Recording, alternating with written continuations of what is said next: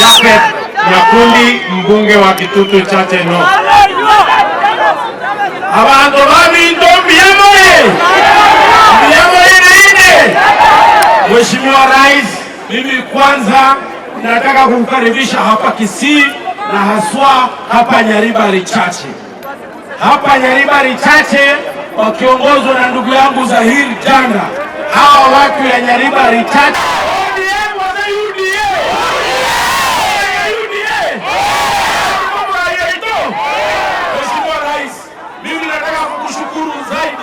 kwa sababu ya kutuunganisha wote pamoja, wale ambao walikuwa pande ile na sisi wote tuko pamoja katika serikali ya Kenya Kwanza.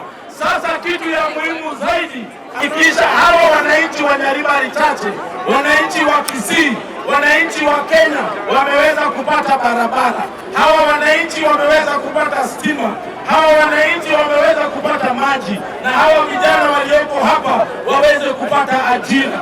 Kwa hivyo mimi nataka kukushukuru kwa sababu umetuunganisha wote Kenya nzima kutoka Kisumu